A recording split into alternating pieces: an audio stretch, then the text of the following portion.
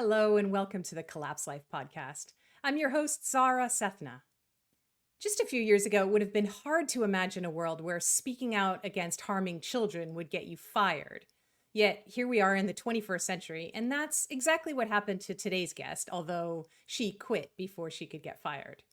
And this was not just any job either. Jennifer Sey was brand president of Levi Strauss and Company when she quit in 2022 after nearly 25 years with the company.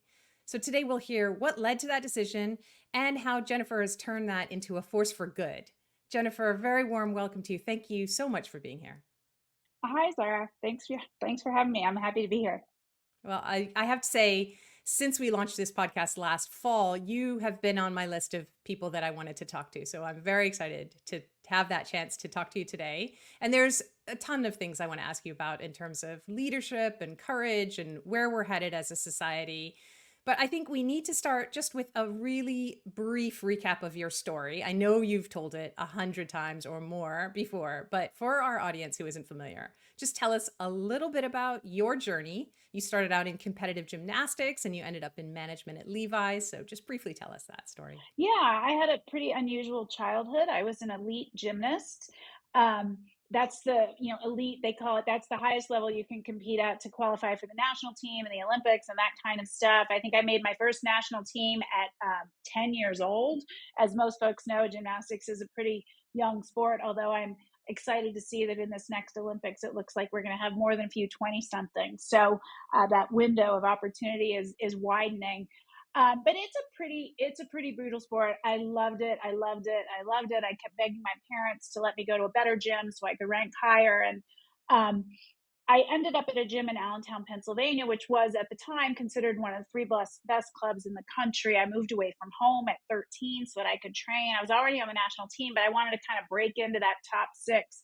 And so I begged them to let me go there. And I did end up not in the top six, but number one. I won the national championships in 1986, just 9 months after a devastating injury, a broken femur at World Championships. I came back. Everybody thought I was out. But the training environment there was incredibly abusive. Mm. I don't say that. I don't state that lightly. I mean, it was emotionally abusive, physically abusive, and there were, in fact, sexual abusers on the staff at this club. And I ended up leaving the sport in the beginning of 1988, just a few months before the Olympic trials, just completely broken Mm. physically, emotionally. I had a severe eating disorder. I had been training on a broken ankle for 2 years. And it's just such a shame that I walked away feeling like a failure, Mm. that I was just not good enough at anything. And those feelings of inadequacy, severe anxiety, depression, they followed me for 20 years. And so, despite the fact that I went on to have a normal and successful life, I went to Stanford. I started working in fashion in the mid 90s.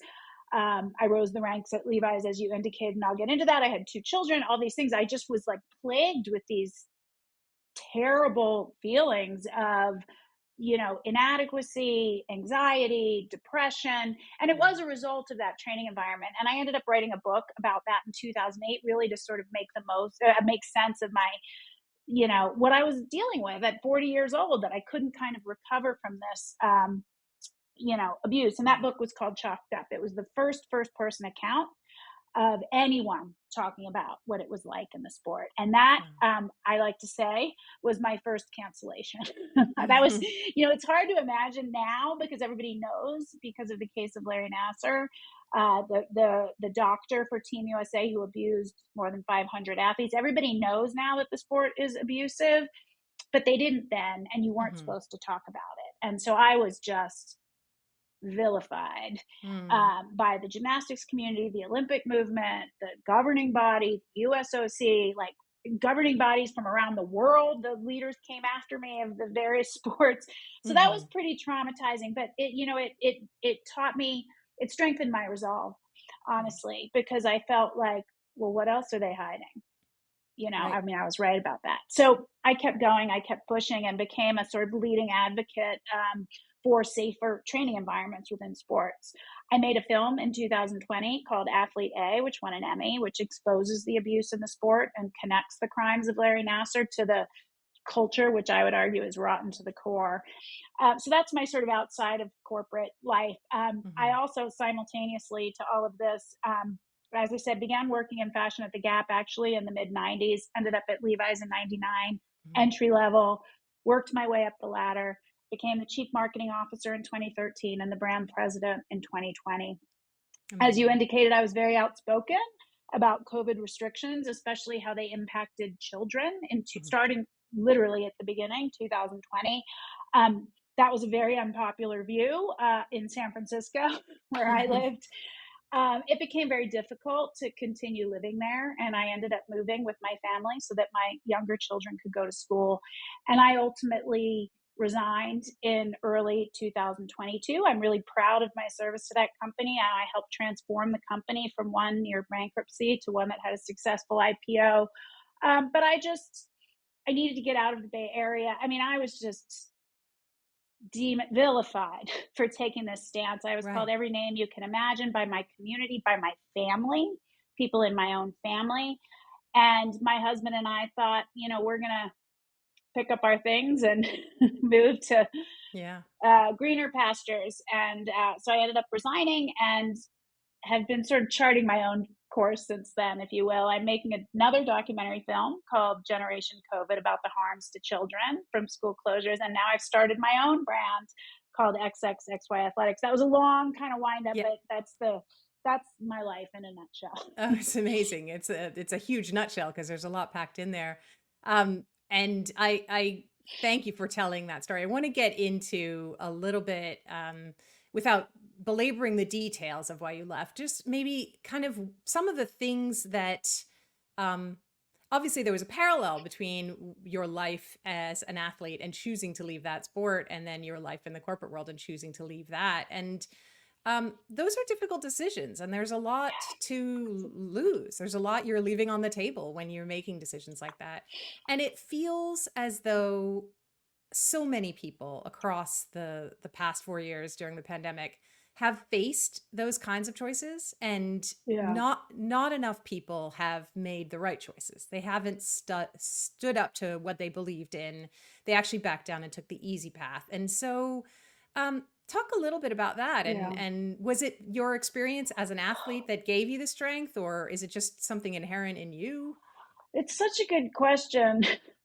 I'm not going to say I'm, inordinately strong, but I guess what I've learned over the course of my life, and you seem to be alluding to, is that most people would rather sort of take the easy path and stand with the crowd, potentially if that is enabled by kind of being wrapped in virtue and doing so. You think back to COVID and how cruel um, people were essentially, if you even ask questions or challenge things that we've now all come to know are true, Hmm. if you challenged the effectiveness, let alone the legitimacy of closed schools, closed businesses, closed churches, Hmm. etc., you were just absolutely vilified. They Yeah. came for your reputation. And I say they, but it was this like faceless internet mob that would come for your reputation. Yeah. Um, Friendships were destroyed, families were destroyed. Literally, I have members of my family that don't speak to me to this day.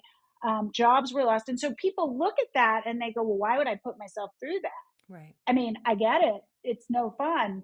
But for me personally, I just can't live with myself if I don't stand up and say what I see as a true thing, no matter how controversial it is. And I Yeah. came to that later in life. One could argue that I only came to that when I wrote my first book. I was 40 when I wrote my first book about Hmm. gymnastics, and I promised myself when I sat down to write it that I would be as honest as possible Right. about what happened, even when it was reflected poorly on me. And there are definitely moments in the book where, you know, it's not flattering towards me, but I think that kind of honesty was really important, and I Yeah. didn't shy away from any of the sort of very ugly details either about my own behavior or that on the part of coaches and the adults in charge. And so, when I think back to the beginning of COVID, I think one of the things gets me in trouble is I don't think that much before I start talking. I just Hmm. start. If I see a thing, then I say the thing. And then I'm so far down the path before I realize that everybody's going to come for me that I am too stubborn to stop. Yeah. So, and I think the other thing, if it relates to children, Right. I just I can't be quiet about it. You know, I Right. wish as a child training in this incredibly abusive environment where I was, food was taken away from me. I was humiliated and fat shamed on the loudspeaker at the gym. I was forced to train on a broken ankle. I was shot up with, you know, cortisone every few weeks. You know, a doctor would come to the gym, no parent approval, nothing.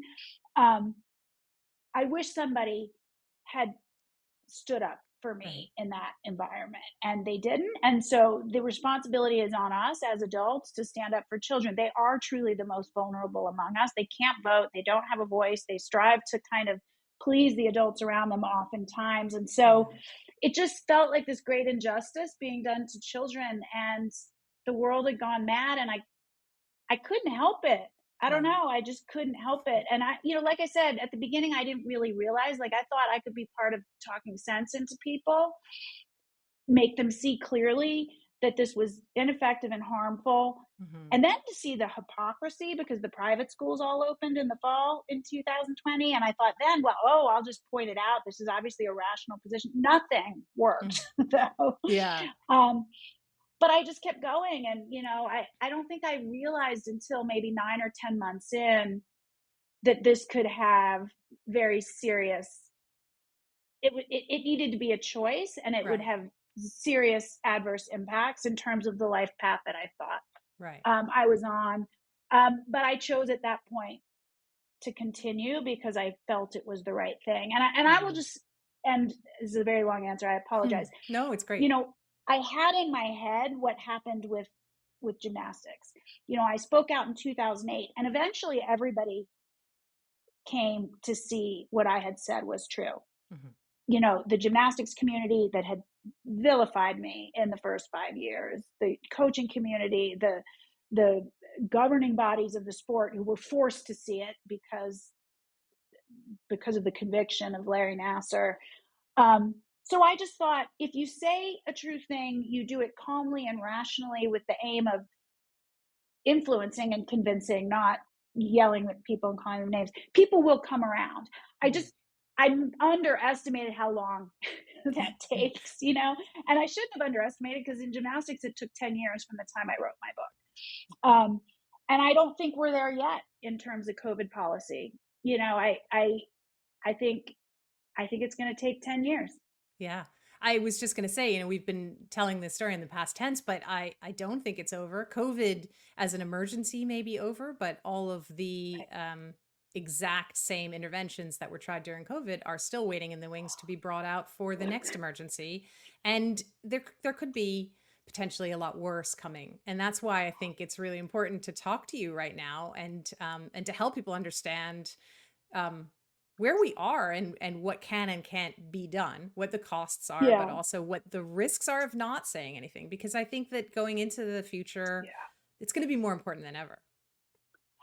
Yeah, I think you're exactly right. And I think, we've been watching well, some folks have been watching, Fauci testify this week. And I think, there's a lot of folks who listen and go, you know, we knew that all along. It was clear that this was not science-based, that 6 feet of distancing was made up, that toddlers couldn't mask effectively, that masking doesn't work in general. And, you might say, so what to all of these things? But those things are the reason schools were closed for as long as they were. And, there are still people out there who will say schools were closed a couple weeks, it wasn't a big deal. Well, I will tell you, that is a flat out lie. In San Francisco, in California, they were closed for 19 months. In blue cities and states across the country, they were closed for a year and a half, and then schooling was dramatically disrupted for a year following that, because of the requirements and the distancing and the masking and the cruel, just horrific requirements that would just not create an environment conducive to learning. And we now know that our children have been set back tremendously. Mhm. The learning loss, the mental health impacts, the psychosocial development. I mean, there are kids that are just irreparably behind, that will not catch up. Hence the name of the film that I'm making, Generation COVID, because I feel that this is going to have a dramatic impact on this generation going forward for many, many years. Because some kids, and it's the most vulnerable kids I'm talking about, will not recover. Mm. They won't. And when I say the most vulnerable kids, I mean the poorest kids um, in the bluest cities who were denied schooling, who didn't have Wi-Fi, who didn't have an adult at home to help them, Hmm. you know. And I feel the most egregious thing that we did was we sent the strong signal to this generation of young people that their needs come last. Yeah. That's philosophically, I think that's the problem, is because everything was open before schools opened. Yeah. Bars and strip clubs and packed stadiums. And so what does that say? That says to children, you are the least important among us and your needs come last. And by the way, school's not that important. And guess what? They heard us. Yeah. And they have taken that to heart, and they haven't returned to school. Absenteeism, chronic absenteeism is at an all-time high. It's more than twice what it was pre-pandemic. And that's on us. That's our fault. Some of us did the best we could, but when I say us, I mean adults. We allowed that to happen. And there Yeah. is no world in which children should be asked to sacrifice for old people or the elderly. We should always put their needs first. Yeah. Yeah. And the emotional impact of that, and just the psychological approach that generation is going to have to authority, to the older generations, as we become older and need to rely on younger generations to look after us in Why society. would they? That's the way it's always been. Yeah, why would they? Indeed. So I think you're touching on, one small strand, and there were so many things to pick at during COVID, and this one is actually so much bigger than just schools being closed. And as I said, what's next? We don't know what will come next and what will be considered a public health Well, emergency. And or it just, what I see, and I think you've alluded to it, is school closures are now in the mix for anything. They're yeah, now an acceptable thing to consider. It used to be you never closed the schools. Schools were open during the London Blitz. Schools were open. There were schools in concentration camps. I mean, that right. sounds horrible, but like schools um, have been a community-wide priority since there Yeah. has been such a thing as schools. And because of technology, we allowed ourselves to deprioritize schooling. We said things like Zoom school is school. No, it's not. And now it's a go-to in any instance. We've closed schools for the eclipse. We've closed schools for migrants. We've closed schools for hot weather days. Yeah. No, Yeah. we should never close the schools. And yet it is now considered a viable tool in the toolbox. And again, I think that just sends the message to kids that their education doesn't really matter. And I think Yeah. they've taken that to heart. Not every single child. I mean, I get Mhm. really tired of the criticism. It's like, my kid did fine. Well, not everyone's did. Yeah. Yeah. Um, with the film, what are you hoping to achieve? Tell us a little bit about that. Well, I feel like kids' voices have gotten lost in the mix. There's all the screaming online at people like me who dared to, had the audacity to say all kids should get to go to school. But we haven't really centered, to use the language of the left, the children's voices. And so that's the most important thing, is I want folks to hear directly from the kids who were impacted by this. So we followed about 10 families and children around for about 2 years from various places across the country. We've tried to hit on all of the geographies in the country, but all of the sorts of issues that kids and families have faced. We have children with developmental disabilities. We have children who have suffered severe mental health impacts, and um, others who just dropped out. Some have gone back, some have not. Children who play sports and were denied that opportunity, which would have afforded them a college scholarship, that opportunity was lost. So really trying to kind of examine all of the various impacts. And we want to construct the film with all viewers in mind. If you were perhaps, I don't want to just speak to preach to the choir on Right. this. I want to invite those in who perhaps were very much for the closures to hear and to really listen to the children and their families and what they went through. And if you don't reassess perhaps what you thought before. That's okay, but at least you've heard from them directly. Right. Um, so yeah, that's what we're trying to do. And we have, various experts, and we'll touch on a lot of the other issues, such as the censorship that happened, the vilification, the social censorship. Hmm. Um, because the criticisms of people like me and the name calling of people like me did work quite well to keep others silent, Yeah. you know. So we want to examine all of those issues as well. And when will the film be out? Well, we're editing now. Great. We should have what we would call a rough cut in the next 4 to 6 weeks, and then we'll be, looking for distribution and applying to festivals. I don't have high hopes for that because the subject matter, meaning festivals, but we're going to try anyway because people Yeah. need to hear this. It's interesting because, of course, the film will get kind of coded as right wing, but Right. I would argue more than about 80% of the people featured are actually either still on the left or disaffected lefties like me. That's what I call myself, Yeah. sort of politically homeless. So, they can judge it as they will, but Yeah. I think the film will speak for itself. Amazing. Well, we look forward to it. So, in the meantime, I mean, if making a documentary film isn't enough, you also launched a sports brand this year, XXXY, and you call it the first athletic brand to stand up for women's sports. So, talk a little bit about that and what inspired you to start it. Yeah, well, since I resigned from Levi's, I was sort of evaluating what I would do next in my life, and I certainly never wanted to be a founder, or I didn't really want to run a startup, or I don't know, it just never really appealed to me. I didn't want to do all the unpleasant kind of stuff like find office space and do all that. I liked working within a developed system and structure.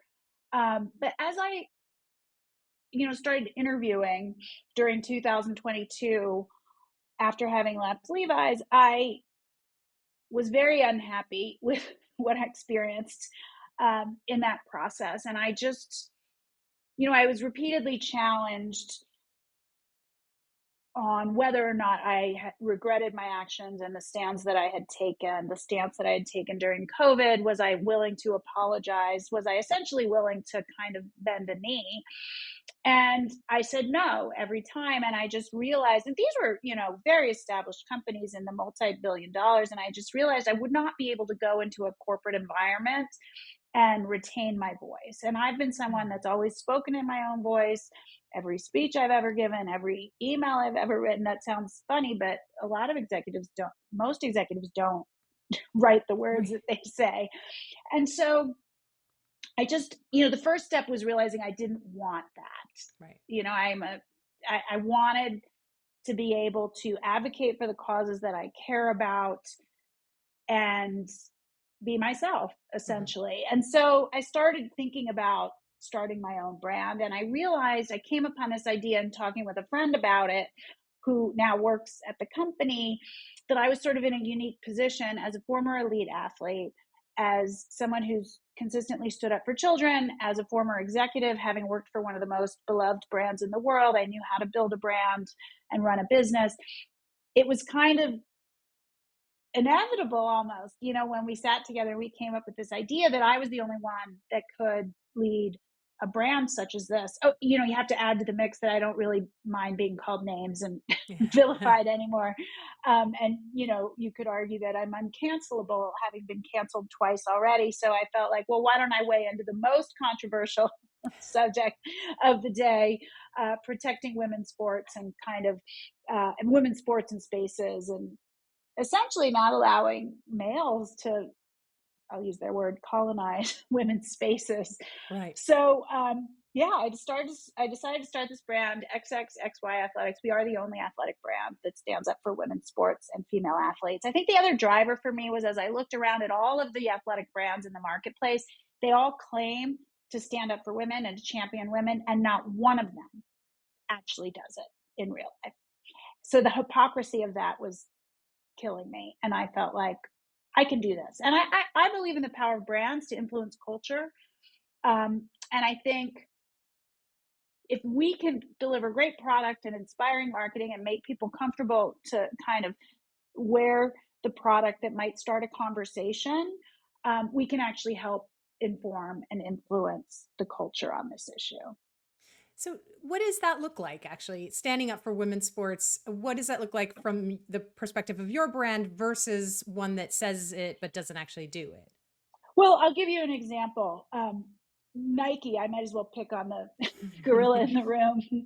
um, Largest athletic apparel brand in the world, beloved, has definitely sort of stumbled in the last few years, is struggling in terms of delivery of innovation, their financials, et cetera. But I look across the last sort of 5 to 7 years, and they make much ado about Women's History Month and all of these campaigns. But there have been three very high profile instances that I think illustrate how Nike actually thinks about women.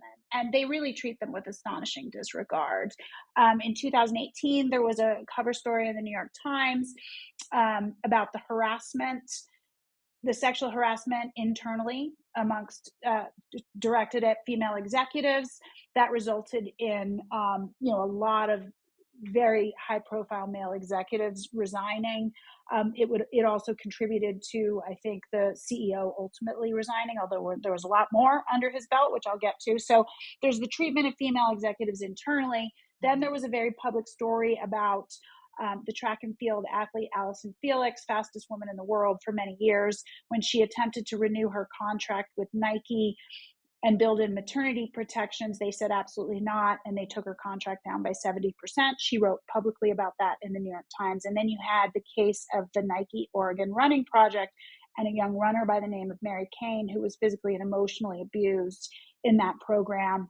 That led to that program being shut down, and ultimately the CEO who presided over that was, I believe, shown the door. And he was, a beloved CEO. So you have this organization that pretends to champion women that just in real life treats them with astonishing disregard. Then they had the audacity about a year ago to feature trans influencer Dylan Mulvaney in their social media campaign for sports bras, of all things, this very functional product that female athletes need to participate. They chose a non-athlete with no boobs. And it was such a blatant, woke virtue signal that it just felt really disrespectful to women, to female athletes, to me. And of course, not a single brand has weighed in on this subject of the protection of women's sports. So, I think Nike's the most egregious example. But I think they abound, and there's not a world-class athletic apparel brand for women, run by women, designed by women, that actually takes a real stance in defense of women. So what we are doing, I think it's manyfold. One, I think just putting that message out there is really important because it normalizes that message. We also are partnering with organizations like Icons Women. So this t-shirt I'm wearing, the proceeds from this t-shirt go to support a nonprofit called Icons Women, and they're leading a lawsuit against the NCAA. And we're, working with athletes behind the scenes to platform them, to give them a voice. I mean, some like Riley Gaines, who we are working with, has a large platform already. Some do not. So we have some exciting athletes in the pipeline that are going to be featured in future campaigns. And, we're hoping to elevate their message and give them a voice. It's incredible. What kind of reception have you received to the brand? It's been remarkable. Out of the gate, it dramatically exceeded our expectations. We launched with sort of casual athletic inspired apparel, cotton tees, sweats, that kind of thing. And in just a few days, our performance product is launching. So leggings, bike shorts, moisture wicking fabrics, men's and women's, the real workout gear, high performance workout gear. So this is what people really want from us. We wanted to kind of give people a taste first, get to market as quickly as we could. It took us a little longer to get this product developed. I'm really proud of the product. This brand is not a gimmick. This is about delivering world-class product. And I promise you, these leggings are the softest, most comfortable, most flattering leggings I have ever worn. And I've worn every brand in the marketplace. And I think people are going to be really, really pleased. People love the product. Our returns are incredibly low. So overall, the reception has been great. I expected more more hate than we've gotten. I think it's a testament to the fact that, I mean, surveys show that most people actually agree with us on this issue because it's just Right. common sense, and it's sort of validation for them. And so I think more and more it makes people comfortable to kind of wear the t-shirt to the soccer game and perhaps have a difficult conversation. I will tell you, I wear it, to every soccer game that I go to on the weekends, which is a lot. Both my kids, my two young children play, and every time it started a conversation, the person leans in and they're like, I agree with you. People, because it's obvious, Yeah. and so that's the important thing, is Right. that you have those conversations, even if they're difficult. You'll find, I think, most people agree on this Yeah. point, and it's not bigotry to say so. I think that's a really good moment to pivot the conversation into having those conversations and finding that courage. I think that we sort of touched on it a little bit, and I want to just go a little bit deeper um, to get your take on the advice that you would give other people, or the inspiration that you might give to people who might be considering um, maybe not a similar move as jumping out of a high profile corporate role, but making a change, and making a change that seems to be a risk, but maybe more aligned with their own beliefs or their own value systems. And we have come to a point in our culture where those things are difficult to do, and we worry very much about what people will say and what consequences it might have. And it's fair that not everybody has the same situation that you or Yeah, I may have. And, a lot of people are living paycheck to paycheck, and leaving a job yeah, isn't an easy decision. But I think just having a conversation at a soccer game is a good place to start. That there are things that we can talk about that we used to be able to talk about, and we used to be able to say, I agree to disagree, and we can just move on with our lives. And we're not at that moment anymore. So how do you kind of navigate that? How it's would you? such a yeah, it's such a good question. What I always tell people, you don't have to blow up your life like I did, but there are smaller ways, as you just indicated, that you can live an honest and integral life without blowing up your life. And I think, unless, I always say to people, if not you, then who? You're Mm, waiting for somebody else to do this. But this is really important. And no, it won't be easy, but you can do it in the way that is right for you. Have those difficult conversations. Model open debate and dissent, because we right. need to bring that back in this country. Don't do it publicly on Twitter if you don't want to, you know, I don't know. Yeah. If you don't want to risk losing your job, which we know is possible when you say these things on social media, but if you can't have a conversation with a friend that maybe disagrees with you and perhaps try to influence, I would argue that person's not a very good friend. And so, Mhm. I just say to people, find your way to do the right thing, to speak truth, to model open debate and dissent, to model those values that you believe in. Because if you don't do it and you just wait for somebody else to do it, I fear we're going to lose the opportunity. Yeah. you know, um, so big ways, big and small, find a way to do it. You don't have to. I get it. I am very lucky. I worked as a corporate executive for 2 decades. I had enough um, to kind of walk away and then start my own thing. I Mhm. could do that. It's not the life I had sort of initially, or thought that I had planned for myself, but I could do that. And in many ways it's just afforded me opportunity to do things I've always wanted to do, make another film, write another book. So, for me that's a real blessing. But I guess I wonder, who are you waiting for? Who Yeah. do you think is going to do this? If it's not you, then who? And if it really matters to you, freedom, freedom of speech, American values, democratic values, then you're going to have to find a way to screw up your courage and do it. Yeah. You just have to. Absolutely. I agree. And I think that your story is quite unique, but that at any level, I think what your story shows is that there are opportunities that come even out of chaos or out of crisis. So you may give up one life that you thought was quite comfortable, but there may be things out there waiting for you that you'd never even dreamed of. And you never know until you give it a try. And the most important thing, I think is, as you said, to just be able to be comfortable with yourself, knowing that you did what you knew was the right thing. And especially for people with children, what message are you sending to your children if you privately say one thing and publicly do another? I think that's so important. And we're definitely in a moment where more is coming. There's going to be Oh COVID yeah. squared, COVID to the nth degree. So, Oh yeah. Absolutely. Whether it's bird flu or some new something, it's time to, it is time to stand up.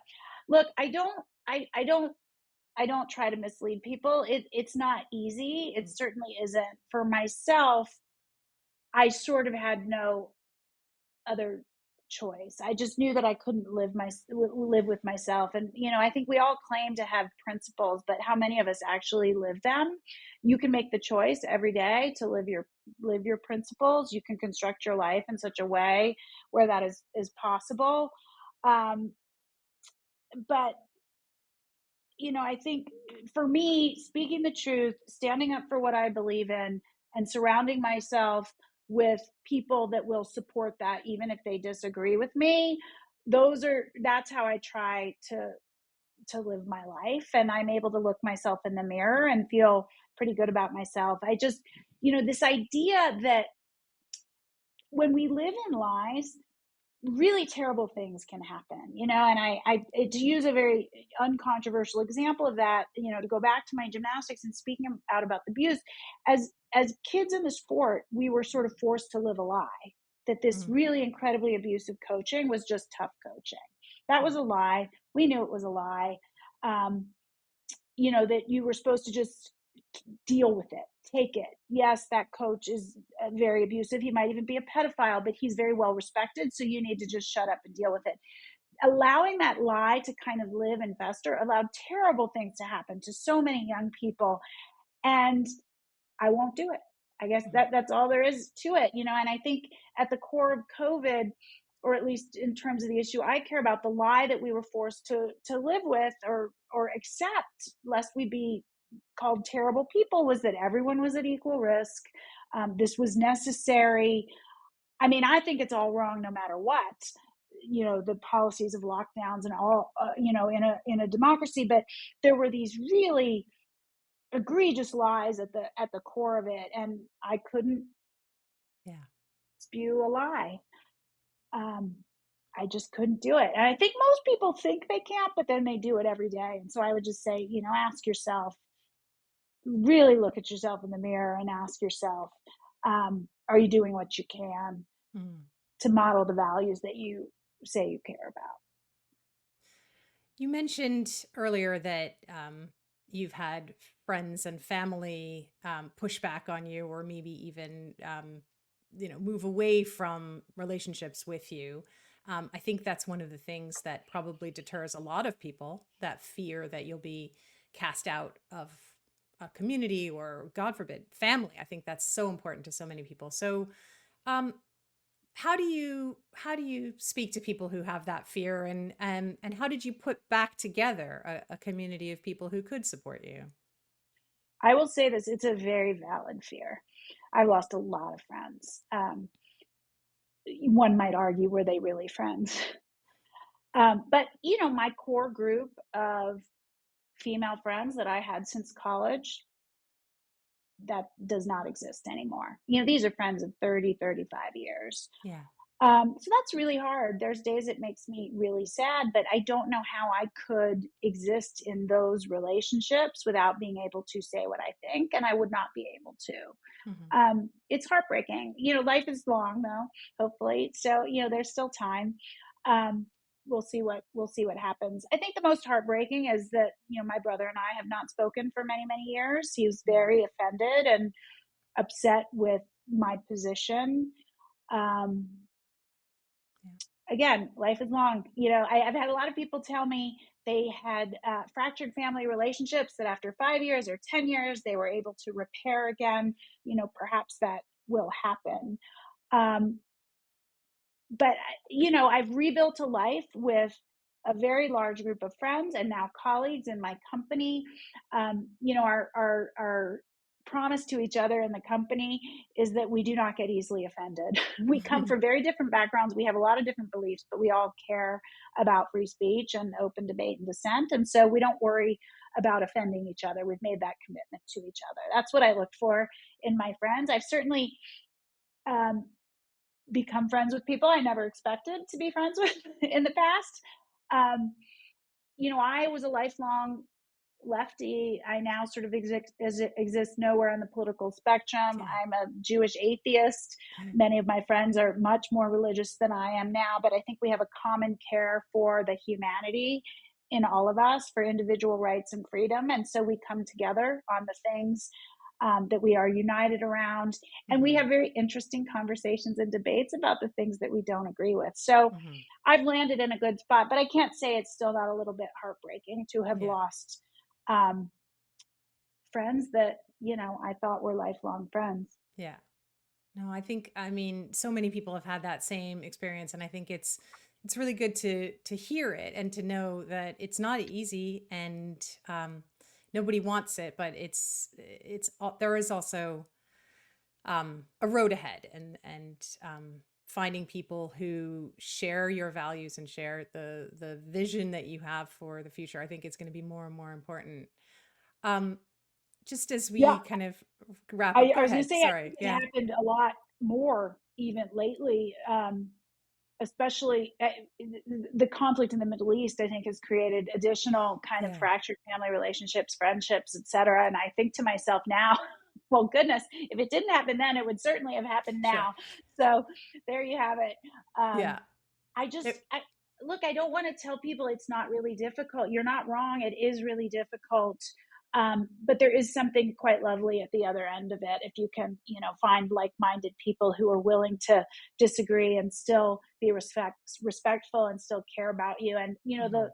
the blessing for me is my husband and I have been in lockstep the whole time. And I feel very lucky, and he's very supportive of me and I'm supportive of him. So Yeah. there you have it. That's wonderful. Um, you know, launching a business at this precarious moment in our country, in our world, obviously you're doing risk assessments and scenario planning. So I just, without, asking you to predict the future, Yeah. what do you kind of see in the months ahead, and where do we go from here? Where do we as a country go from here? Yeah. Goodness, that is a big question. I'm trying to put one foot in front of the other. I mean, as far as what I see ahead for kind of myself, I think there's tons of opportunity for this brand. I think if we can tap into that 70% of folks out there who already agree with us and encourage them to kind of announce their beliefs, I think not only can we get a successful business off the ground, but we can actually influence this movement Yeah.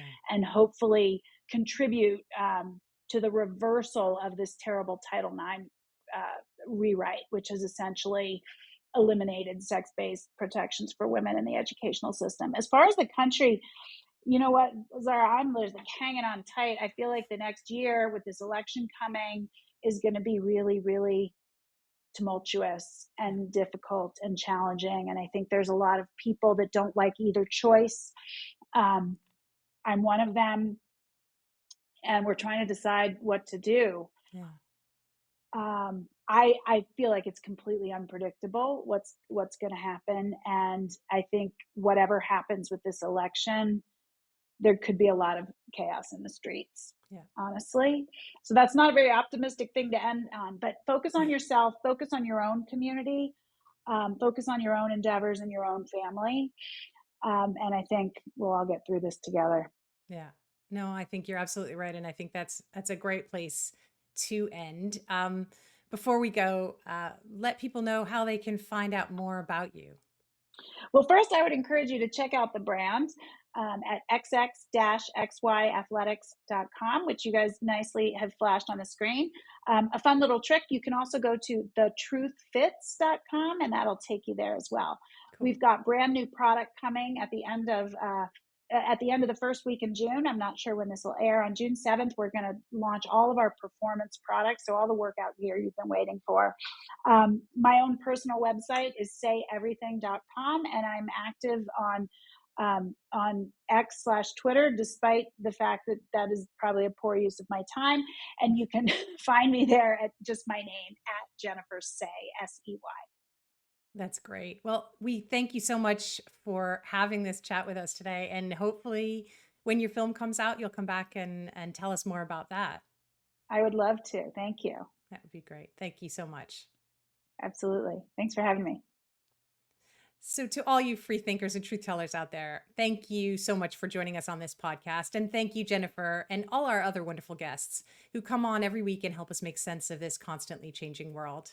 You can help us, and we ask you to please help us by hitting the subscribe and like buttons, and share this video as well with your own networks, on your own social media, or by email. We call Collapse Life a thinking person's guide to civilization and demise, and we're really happy to have you here. If you're not already following us on Substack, please become a subscriber at collapselife.substack.com. And we're also on Twitter at collapse_life. So join us there too. We're looking forward to seeing you back here next week with another episode of this podcast. And until then, remember, keep your chin up. It's only collapse. See you soon.